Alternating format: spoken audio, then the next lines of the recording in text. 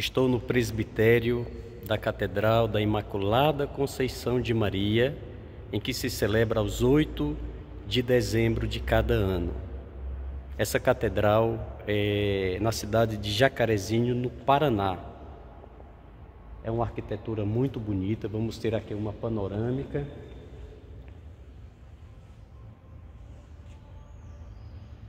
Olha só que arquitetura bela desta majestosa catedral. Aqui está a imagem de Nossa Senhora Aparecida, a padroeira do Brasil. Ao fundo, a Imaculada Conceição, padroeira da Diocese de Jacarezinho. Mas o que me chama a atenção aqui também, como obra de arte muito interessante, é a imagem de São Sebastião, o padroeiro da cidade de Jacarezinho. Olha que imagem bela.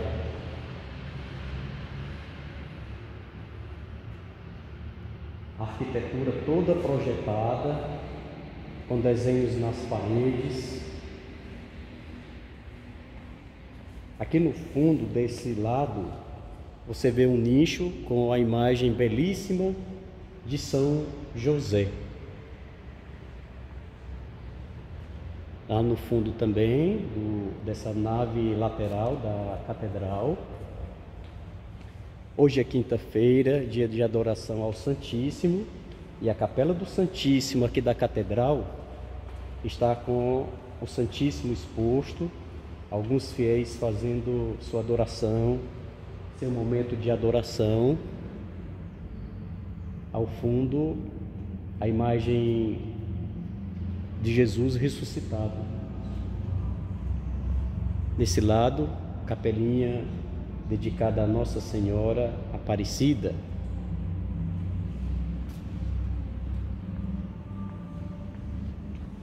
Esta catedral, ela é quase centenária. Toda a diocese já começa a se movimentar nos preparativos para a celebração dos 100 anos de ereção canônica da Catedral de Jacarezinho, no Paraná. Ali você vê os confessionários ainda no estilo antigo.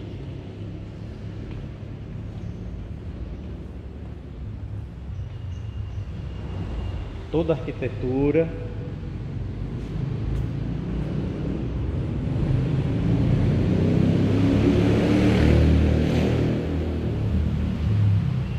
Muito bonita. Entretanto, um ponto que me chama a atenção aqui é o crucificado. E nós podemos perguntar: por que mataram Jesus? Você já fez essa pergunta? Por que, se Jesus sendo judeu e a lei judaica dizia que os infratores, os delinquentes, tinham que morrer apedrejados e não crucificados? Muito simples. Porque Jerusalém na época estava sob o domínio romano, e na lei romana os infratores, os delinquentes, os bandidos eram mortos no morro próximo a Jerusalém, logo na entrada de Jerusalém, crucificado da forma mais brutal que se possa imaginar, para que todos vejam o sofrimento humano e que ninguém perpete, que ninguém, ou seja, atente contra o império. Mas foram os romanos que mataram Jesus? Não. Existiam prostitutas, homossexuais, cobradores de impostos, leprosos, samaritanos, pagãos, pecadores diversos. Mas quem condenou Jesus foram os grupos religiosos. Tementes, se sentiram ameaçados diante da inauguração do reino de Deus.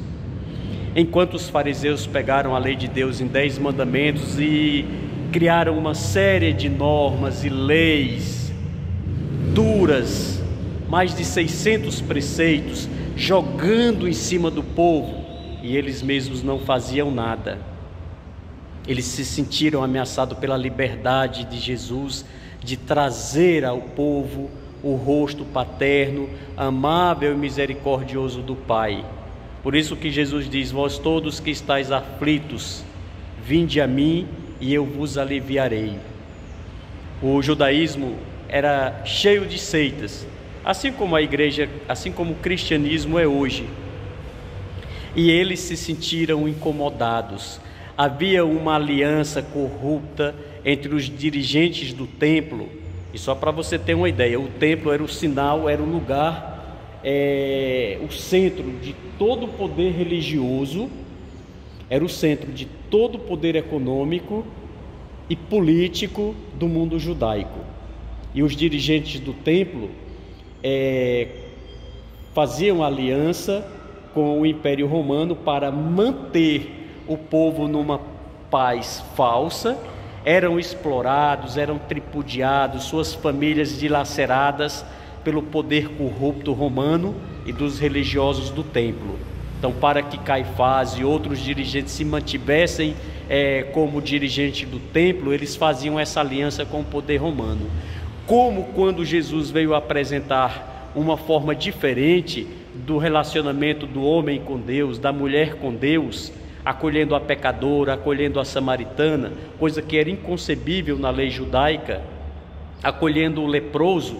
Então eles perceberam que Jesus poderia ameaçar a comodidade deles, e aí começaram a tramar contra Jesus. Lembrando que a lei de Jesus não é uma lei petrificada. Jesus não veio negar a lei de Moisés, ele veio aperfeiçoá-la, a lei diante do amor, a lei e o amor, porque, como nos diz São Paulo, somente a lei ela nos mata, o que vivifica é o Espírito. Jesus trouxe essa vida diante da lei de Moisés para que nós chegássemos ao Pai. Não há um pai carrasco que castiga, não há um pai carrasco que maldiz, que se vinga, mas há um Pai cheio de amor, cheio de misericórdia, que quer vir ao encontro dos seus filhos amados, dos seus filhos, sobretudo os mais sofridos. Então, quando é que nós podemos dizer: nossa, como aquela gente era ruim, crucificou Jesus, prendeu Jesus? Mas nós também fazemos isso. Quando nós agimos diferentemente do Evangelho, cuidado. Às vezes a gente se perde tanto em leis, em normas pequenas que a igreja colocou durante esses 2000 anos, e que a gente se radicaliza tanto, mas esquece no Evangelho da vida, se esquece de nos adentrar nas palavras de Jesus que estão nos Evangelhos. Que cada um de nós possamos ser essa alegria, ser essa festa de Jesus para as pessoas, sobretudo para os mais sofridos. E quero apresentar você aqui um pouco, estou fora já, que é a frente da igreja catedral da cidade de Jacarezinho, no Paraná, e vou trazer você aqui para ver um pouco dessa arquitetura externa.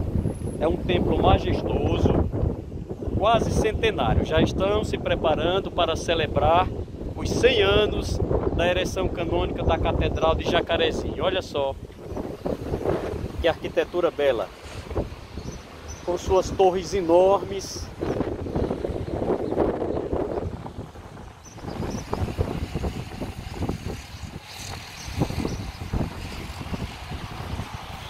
Catedral de Nossa Senhora